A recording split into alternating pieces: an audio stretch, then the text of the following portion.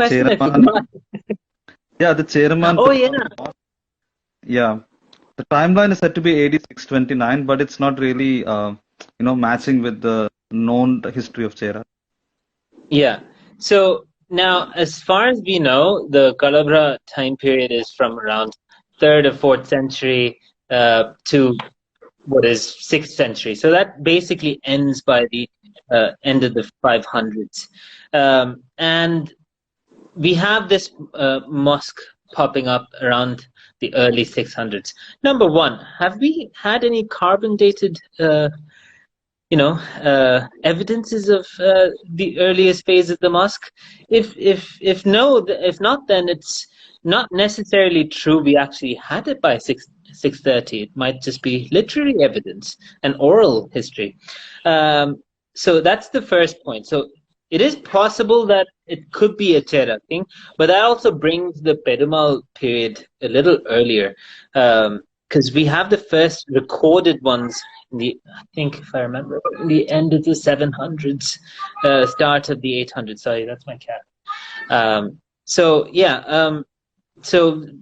the question from Praj about the Cheraman Perumal Mosque at 630, it has various questions related to it. And secondly, you also mentioned that the last Chera king was the one who converted to Islam. But then, which last Chera king? Like, would it be the early phase Cheras or late phase Cheras? We don't know, right? Well, it was definitely after the Mamangam was established, so it must be the second, dynasty. Yeah. So would that be in the 1100s? I think that's more realistic because the trade with Arabs was at its peak in the 9th century and 10th century. Yeah. Right? So another fact that we need to know here is we have not just evidence of royal Chera relations with Islam. There's also ones with Christianity. There's also, I think it was Gunther who mentioned in his oral histories, Bauthanaya Chera. So there's a Buddhist Cheran at some point. So Chera is often dabbled with multiple communities, multiple faiths, because of course trade is lucrative. You need to appeal to the partners you're trading with. And we've had obviously later evidence of royal families in Kerala trying different religions. I think it was the Arakil dynasty who, converted to Islam, and then for, obviously patronage from more powerful dynasties of the time. So it's not impossible that there have been Chera conversions. We also have evidence from the Deccan in the previous period with the Satavahanas, who dabbled in Buddhism and at the same time had very close relations to the Brahmins and enforced caste system while enforcing Buddhism at the same time, which of course this is what royal families do. They pander to various communities. I mean, we still see it today, right? Politicians. A related question to that. Did the caste system exist in the Chera kingdom? No, before going to next question, I think I would like to add on something there. Okay. There is actually a tale which might reaffirm to the time period that Praj mentioned. There is a tale, there is an oral ID that was published. It says that the last Cheraman Perumal, the one who converted to Islam, was born to an Islamic family. So, so-called, it was not a proper marriage. It was not born through proper marriage.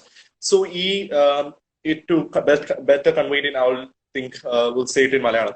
ഇയാള് ഈ ഗർഭം ഒളിപ്പിച്ചു വെച്ചു എന്നാണ് പറയുന്നത്. ഈ ഒളിപ്പിച്ചു വെച്ചിട്ട് ആരും അറിയാതെ പ്രസവിച്ചു കഴിഞ്ഞിട്ട് കുട്ടികളില്ലാത്ത ഒരു, I think it was the high caste Sambudris or Nayars, I forgot which caste it was, and she dropped off the kid in their house and she left.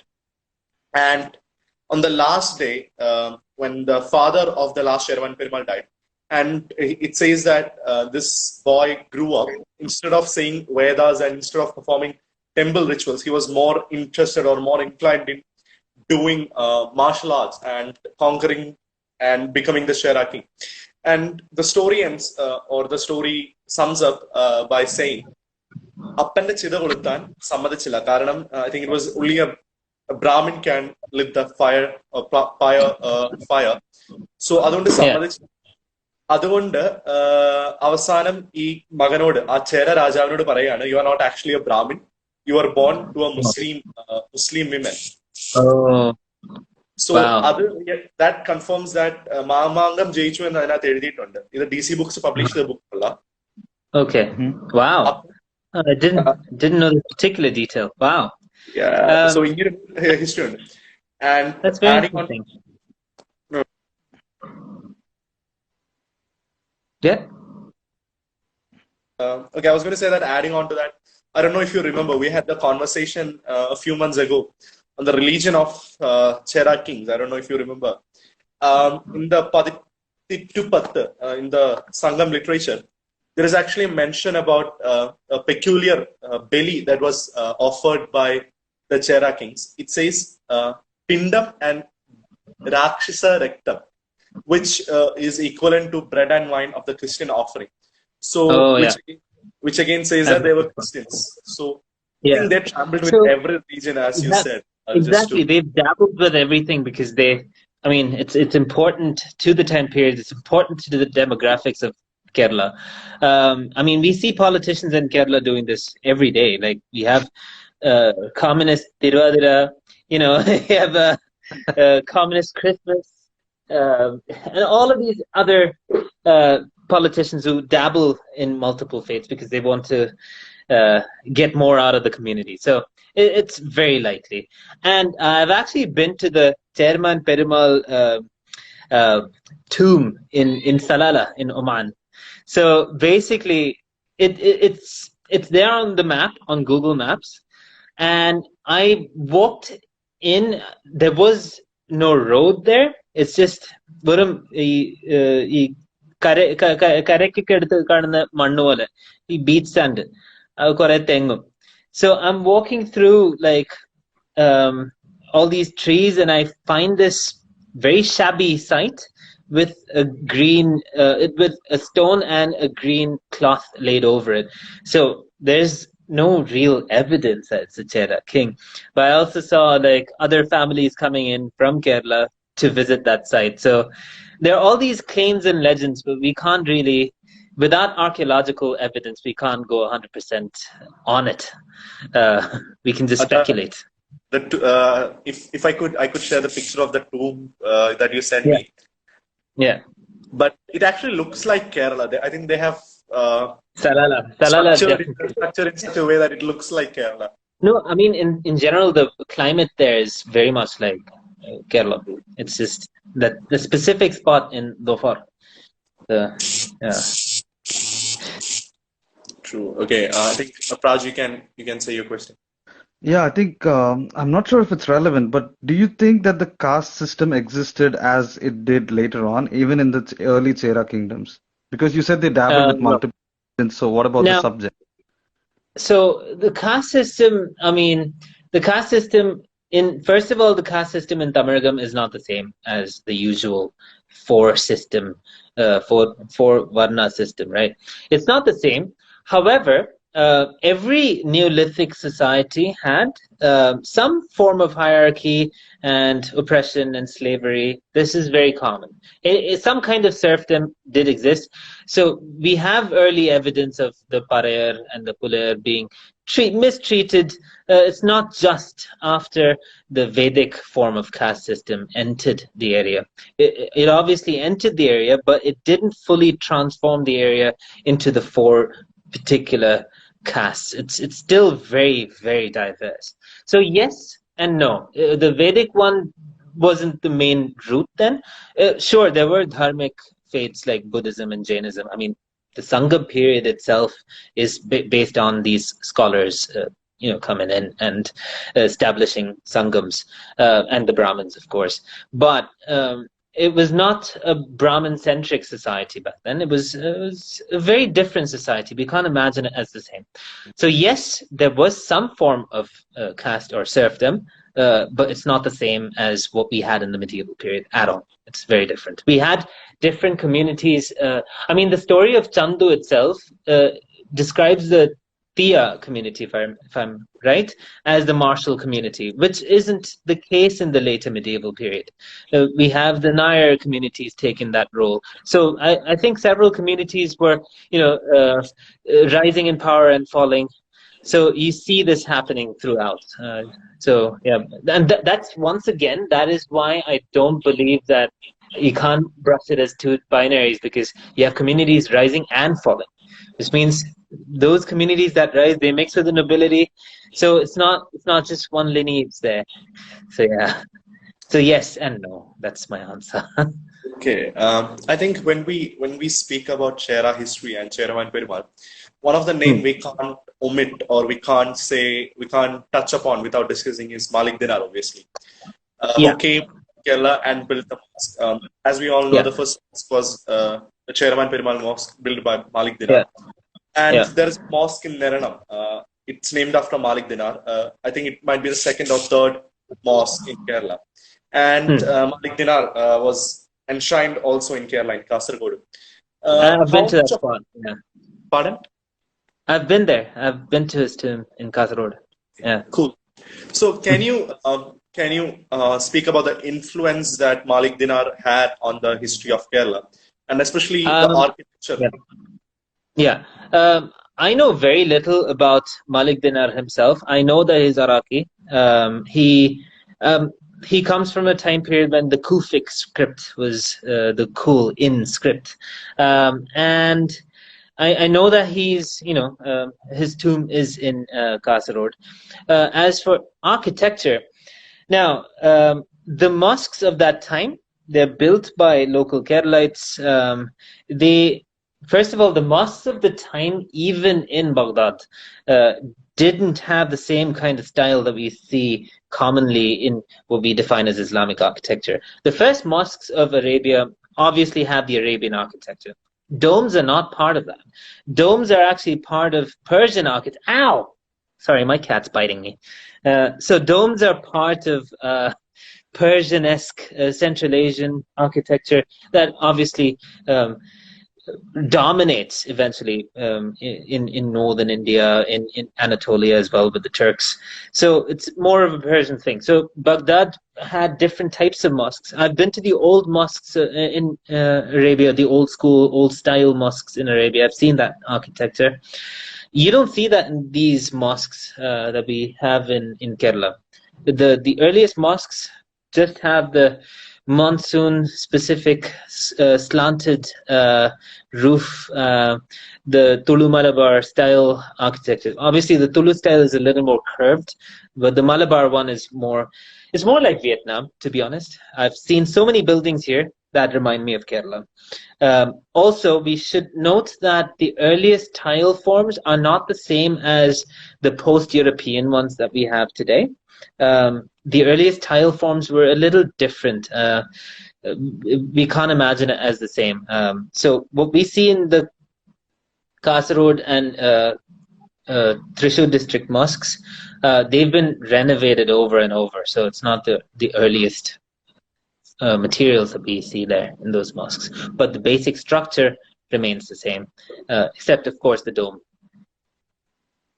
I think the original architectural style of Kerala should be maintained by, it's just my personal opinion that I'm just putting it out there, by the religions in Kerala as a way of acculturation into the Indian society or the Kerala society. Yeah, I mean, it makes more sense to have the Kerala style because of the rains we get. So it's in design itself. You mentioned the similarity to Vietnamese architecture. So is it due to trade with southern China? It might be possible, right? Now, the first person to mention this was my wife, who said, like, Kerala just looks like Korea. I was like, dude, no. Like, there are very obvious differences. I think it's just like what we see as pyramids in Mesoamerican structures. Pyramids exist in Egypt and Mesoamerica. Are they related? Hell no. So it might be just the fact that southern China, Indochina, all receive heavy rains. Here in Hanoi, we receive proper rain. So it might just be human need of wanting to have sloped roofs, but some inspiration would be taken, especially materials, tiles, and the styles, right? We have Dravidian style moving into Indochina rather than us getting too much from there. I mean, as far as I know, because Khmer architecture is its own architectural form, but it does take inspiration from Dravidian styles. Now, as for Dravidian styles, when I say Dravida language, I don't mean the language itself. I'm talking about the language of architecture. There are the two broad Hindu styles of architectures, Nagara and Dravida.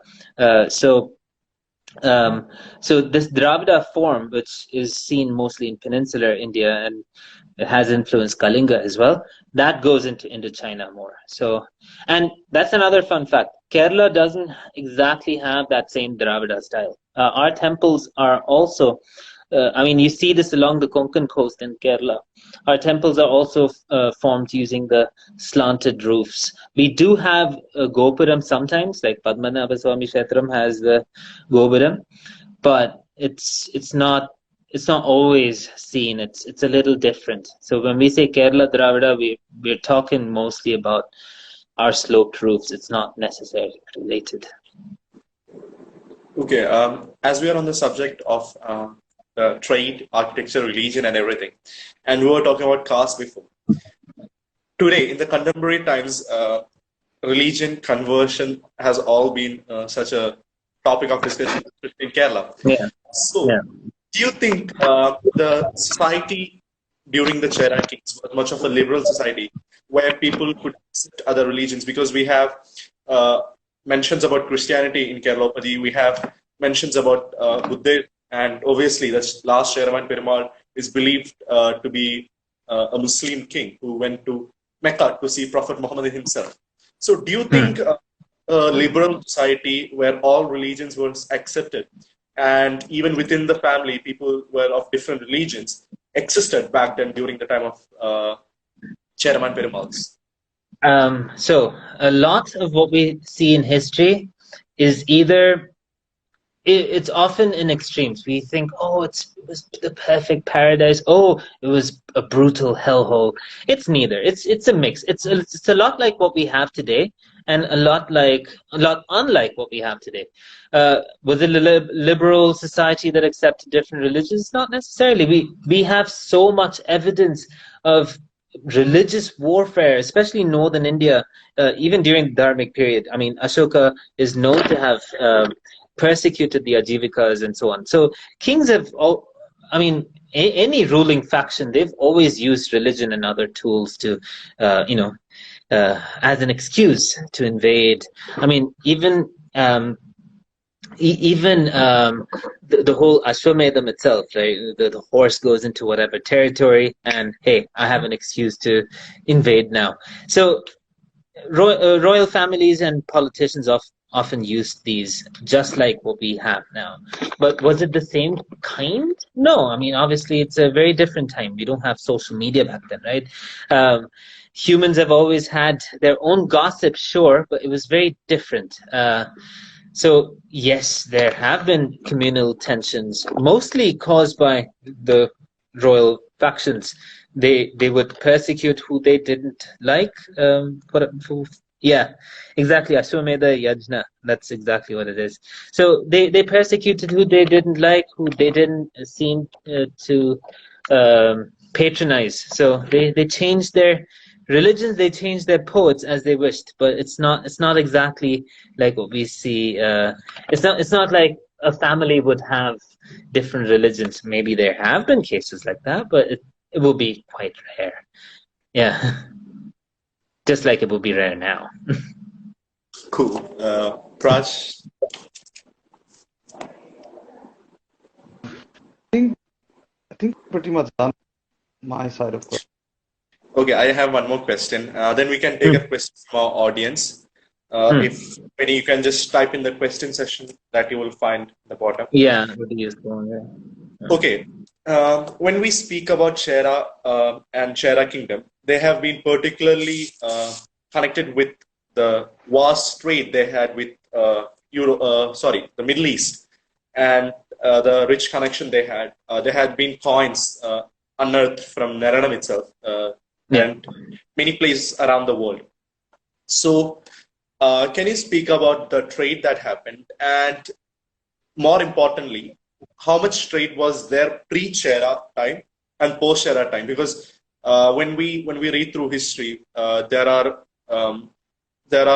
mentions about trade between India and Middle East from the time of King Solomon, and things like monkey and everything was traded to Middle East. And when we look at Bible and all, we can say find evidences. When we see the old Mesopotamian civilization excavations, we can see some trees that only grow in southern India or southern Asia. So can you speak about the trade pre-Chera Empire and post-Chera Empire and during the Chera Empire? So first of all, I'd like to say, Ayo, I don't know much about pre-Chera time because we simply don't know enough. Because we have the Pattanam excavations, we don't have we obviously don't have literary evidence of the pre-Chera period itself. Like, because we know of the Cheras having existed at a certain period, just like how we know about Erimala having existed at a certain period. It's just when they are mentioned. We don't know when exactly they started. We really don't. We just know the first mentions. Now, we have more evidence, archaeological evidence from Eastern Tamargam, which is now Tamil Nadu, like with their Adichanallur, I'm not sure if I'm pronouncing it right, and Tamirabbarani sites, which Tamirabbarani, if I remember right, is around 1200 BCE. And they found, even in some other site, they found, if I remember right, they found human remains, and I think they tried to analyze where that individual is from. I don't know which methodology they took to do that, but it seems like the person may have had East Asian roots. So it's likely that we've had trade between Tamargam and the rest of the Indian Ocean world. But do we have literary evidence? Absolutely not. So pre-Chera, I mean, there are mentions. I think biblical mentions needn't be related to just Kerala, right? If I remember right, it's probably the South Asia region in general, right? It depends upon who you ask. Exactly, right? So there's so many interpretations of that. If I remember right, the legend says that the first Jewish community moves in by 500 BCE, right? It varies because I have read a theory that the Jewish settlement in in Kerala, was migrated from Afghanistan, where there is a plenty of amount of Jews, and which was one of the early settlement of Jews, as they believe. So, like, there are different accounts, as I mentioned before. It depends upon who you ask. Yeah. So, like, it's all speculation. So, was there trade? Definitely. Where were the trade routes going? We don't know exactly because we just don't have literary evidence. Now, here is where literary evidence would come in handy because we just don't have enough excavations.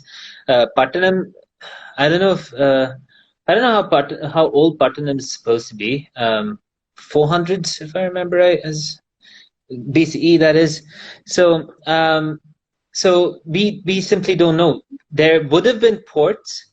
I mean, it's the perfect spot for trade to happen. There would have been ports, but not large scale. So pre-Chera, we simply don't know enough. There was immigration for sure, not just through land, but even through sea. But we don't know how to pinpoint that. And first of all, I think we need to have more genetic tests available in South Asia in general. We don't know our lineages that well. We don't know how long back we can track all of this. Especially in Kerala, we haven't done enough tests, genetically speaking, to really, track back.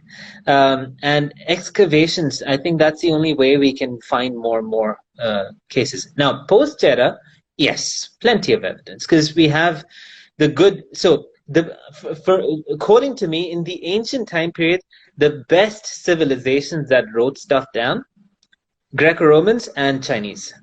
They have, like, thanks to those guys, like, they have properly written down all of these names, sure, bastardized as much as possible. They've they even refer to a Konkan city as Byzantium, which is probably related to Vijaya something, Vijayapura or something. So we have all these terrible names that the Greeks have put, but they've at least written something down, something that makes sense. And the same case for China. Everything that most of the things that we know in Indochina, Thailand, Burma, even Cambodia and Vietnam, it's written by the Chinese, and Nusantara as well. So the best civilizations to write stuff down were the Chinese and the Greco-Romans. Thanks to them, we at least know something about our history, because even during the medieval period, the Chinese had perfectly written down how exactly the nobility behaved in the Kozhikode Samudri circles. So how the Samudri had established laws on beef and pork. He had banned beef and pork during that period. So like the Chinese have written stuff down properly. So post-Chera, we have proper evidence because others have mentioned it, and we have excavations that showcase this as well. After 100 CE, we see these massive cities popping up in the Kerala coast.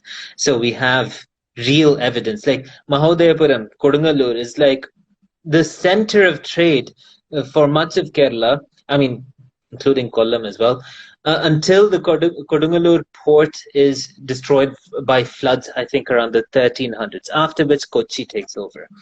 So, yeah, we have plenty of evidence post-Chera, pre-Chera, barely anything.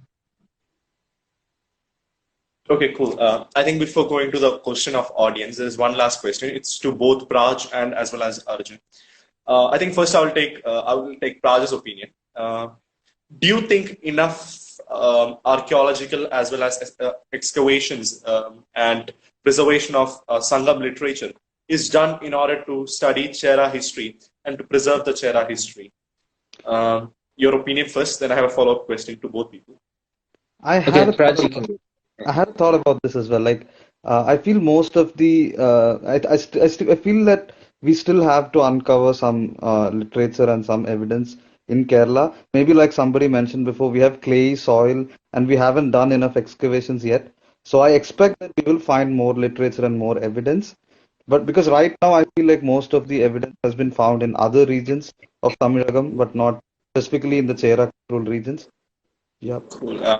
There's also the politics that play a part. Now, when we talk about Sangam literature, we often think about Tamil Nadu, right? Handling much of it. Keralites don't think about Sangam literature, but it's equally a part of Kerala as it will be a part of Tamil Nadu. Like, we are equally descendants of the Tamilagam period. Like, yeah. It's just our languages have gone different ways, and we didn't maintain the name Tamil for our language. That's literally the difference here. Both of us have our languages showcasing their features even in Sangam literature. So I was reading one on Muchiri, and you can see like loads of Keralite features on that. So even during that time, it was not one language. Tamil was not one language. It's always been a diverse spectrum of languages. And now we are assigning official status to these, right? But then we often ignore the Nilgiris languages, which they also equally derive from the base language. So now Keralites don't care enough for the Sangam period, which is, it's unfortunate, because if we did, we'd have more people in the field. I mean, the Tamil Nadu, the DMK government is actively using archaeology to push their own vision of what their land should be. So we don't have a similar push from Kerala, and we need to have that. We need to have a Keralite push for the Sangam period, because there are so many clues even in the Sangam period that would give a better picture of what Kerala is. So if we had enough people interested in it, we would do better. I'd like to add Okay. something about this because this is the topic of my interest. So Hmm. I have read before that when the Malayalam Language Committee actually filed their report to the central government regarding classical status, we used Chilapadigaram as one of the literary evidences of Yeah. Proto-Malayalam Yeah. because the Sangam literature is equally a contribution from Kerala as it is from the Tamilagam. So that's why we Yeah. use that as one of the literary evidences. And also we can see that many of the, Sangam works, some of them talk about Onam as a festival. And we know that Yeah. Onam is celebrated on this side of the Western Ghats. And it's still Yep. mentioned in the Sangam works. And also we can Yes. see some, Madurai, if I remember. Yeah. and we can see some, some literary evidences like vocabulary, for example, like Ambalam or Mundiri, so or Vellam, for example. So you can see that they're used in a different sense in some of the, I have a question. Is Ambalam an original word? I think it is, and it's still used in some parts of Tamil Nadu, but it's not as prevalent as Kovil. So is it a Dravidian word is what I'm getting at? Ambalam. I think it is because Kovil must be related to Ko, which is king, and Il, which Yeah. meaning house. Priest. So I think it's King. related to Yeah. that. Yeah. Yeah. Ambalam is Okay. Dravidian, I think. I think adding on to that, I was actually listening to a lecture yesterday. It said that there was 3 Sangam periods, and the first and second Sangam period records or data was washed over by a flood, similar to a worldwide flood which washed everything out. And the person who was giving the lecture was saying that it might be the first civilization which is literally, and educationally more advanced than all the other civilizations than Mesopotamian and other civilizations. The lecture itself There. says it cannot be believed. Yeah. It might be a propaganda of. So there's Yeah. one problem with that. Would it be called Sangam literature then? Because the term Sangam itself is northern. I mean, the Sangha. So would it be Sangam literature itself, or should it be called something else? Because if it's older than that, because we know of the Sangam literature as Buddhists and Jains and Brahmins pushing their propaganda with the stories itself. They're often mocking each other's belief systems and so on. I mean, that's from the Sangam period we know. So whatever has been there before that should, predate the dharmic faiths. And I mean, Buddhism itself is said to be from around the 600s. So whatever is there before that, yeah. He was saying that Yeah. Oh, okay. He was saying that it was not any Hinduist religion or Buddhist religion that we see today.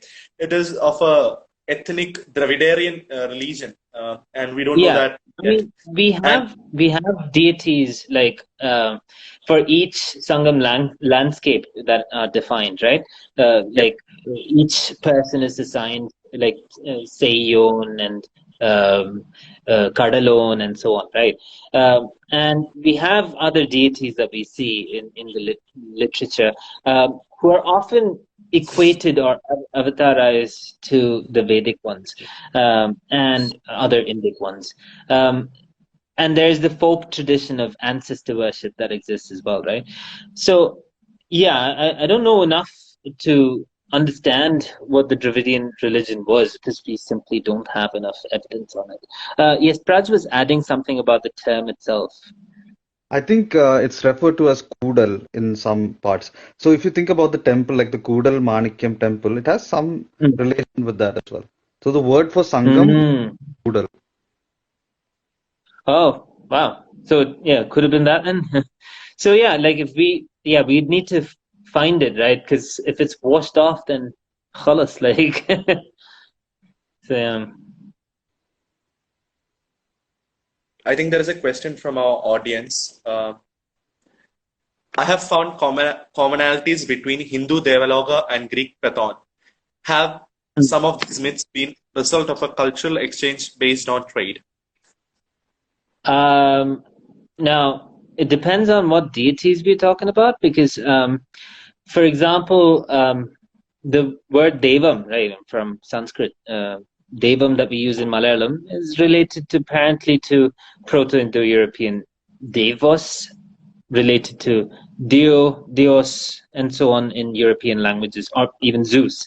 Other than that, I'm not sure. I mean, we do have a multi-god system for each function popping up in many Neolithic societies. So, does it, I mean, even in Sangam, it assigns a deity for each specific case, right? Yeah, someone mentions Indra and Zeus, for example.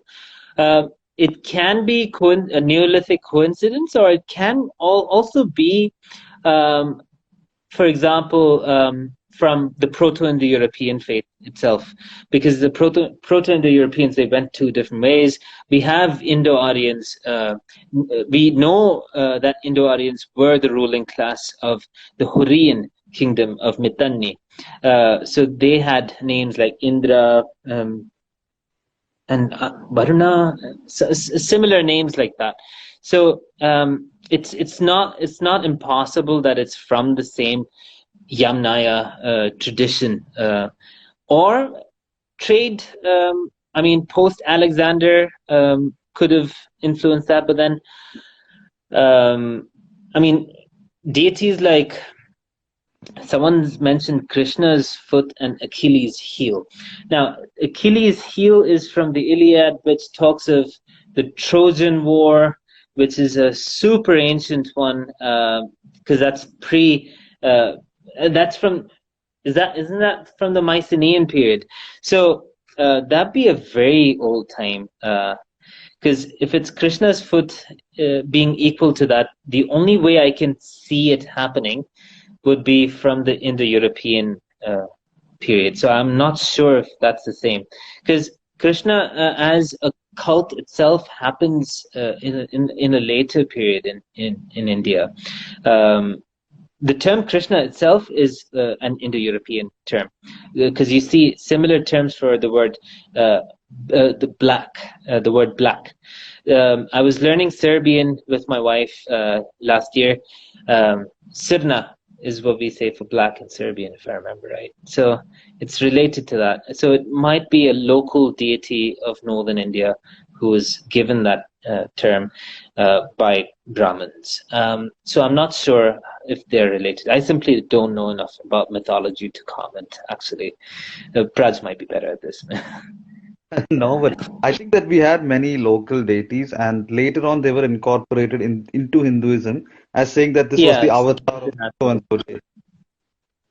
Yeah, we see this happening even in Europe before Christianity, because the Greco-Romans were on this constant push for avatarizing Arab and Germanic deities. You'd see Greco-Roman deities next to, seemingly Semitic ones. There's also a famous Arab named Vabilathus. So he's a son of Zenobia, if I remember right. Zenobia, the Palmyrene queen. So Vabilathus is what the Romans refer to as Wahb Allat, which is a Semitic deity. Allat is a goddess, a chief goddess of that particular Arab tribe. So Wahb Allat would be the gift of the goddess Allat. So he had all these Semitic deities constantly fusing with the Greco-Roman ones. So it's not just India where pagan faiths mixed together. It's also happened in Europe and other places. It's very common.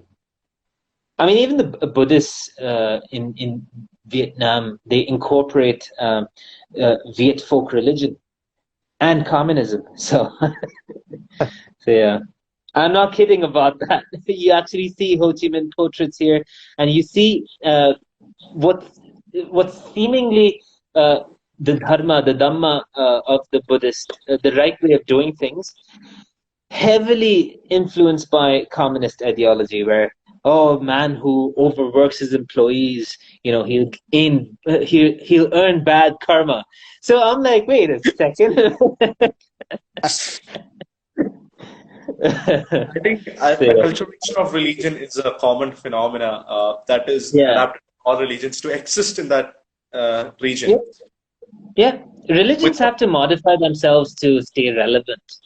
I mean, that's why you see rock music and rap music related to religion popping up. This is very modern, right? I think so. Yeah. I think this is what Cheras did throughout their period, adapting to different religions to prosper them. Absolutely. It's definitely the case.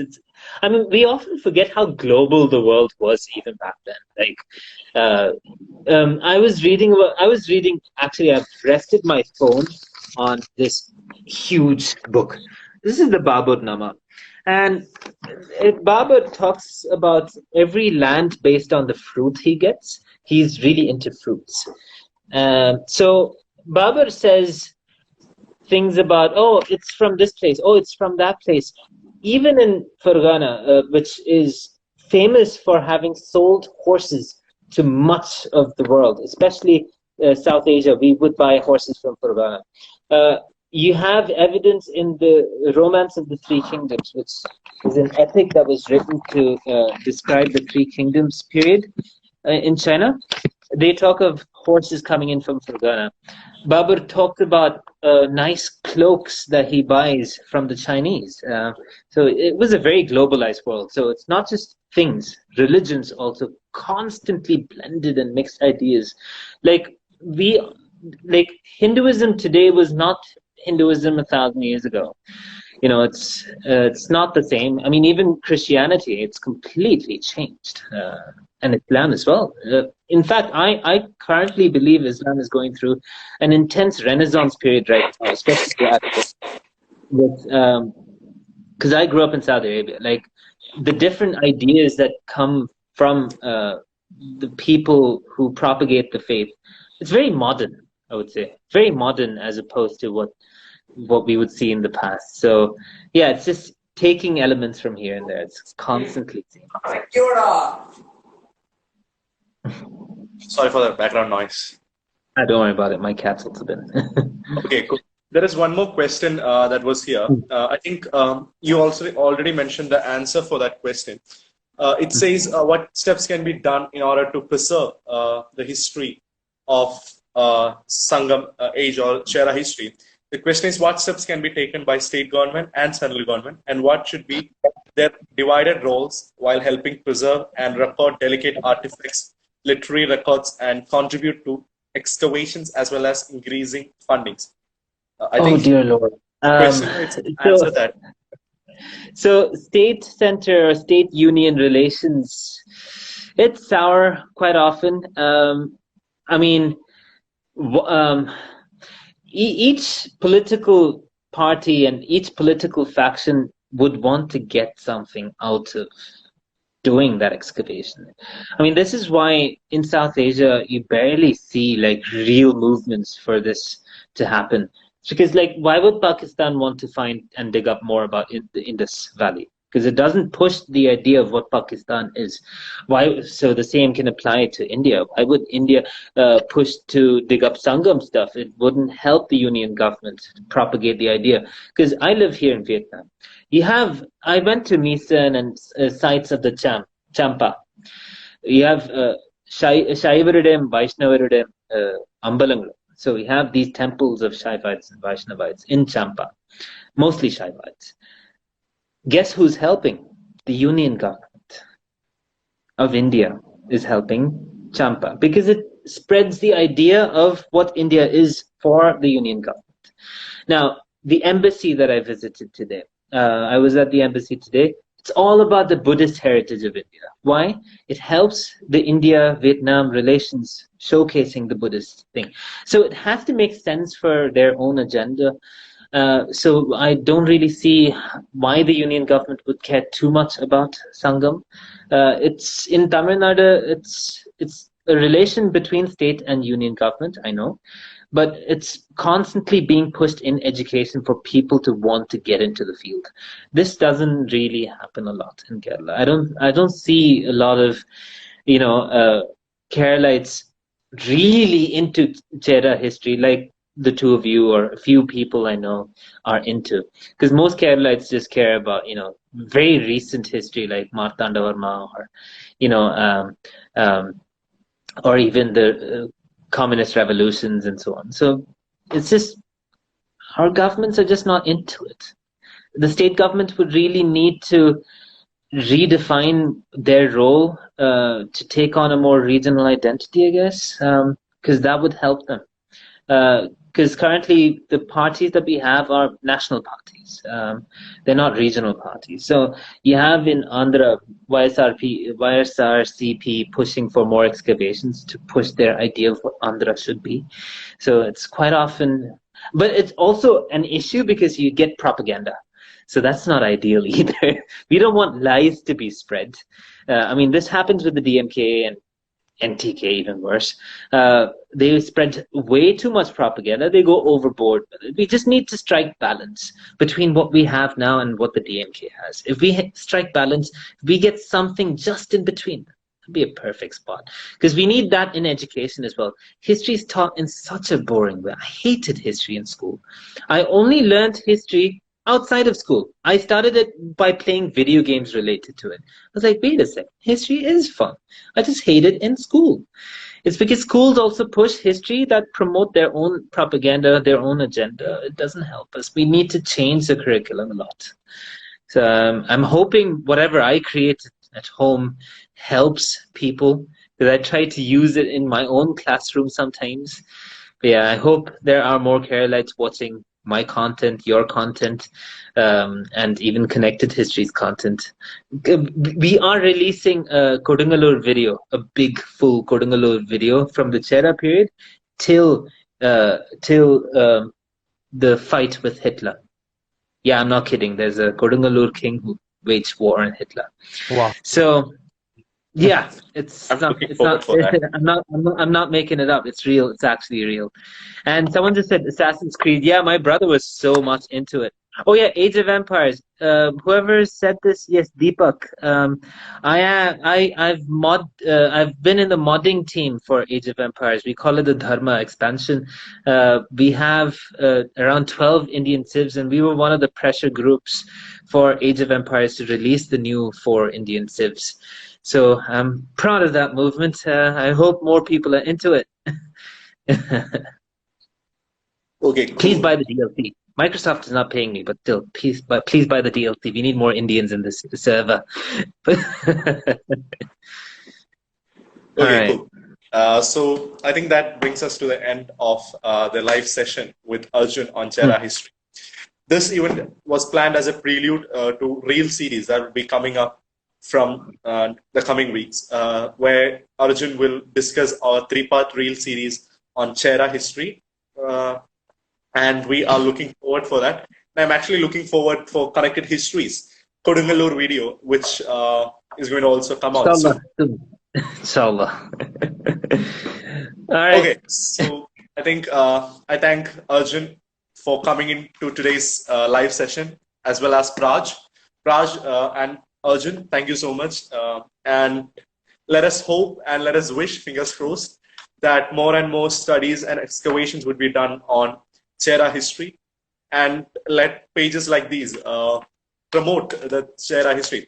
I really hope whoever joined today learned at least one new thing about Chera history and its culture. And on behalf of everyone present here, I once again extend our sincere thanks. So thank you so much. It was really fun. Oh, thank you. Thank you. And Kupage. Seripa. Bye.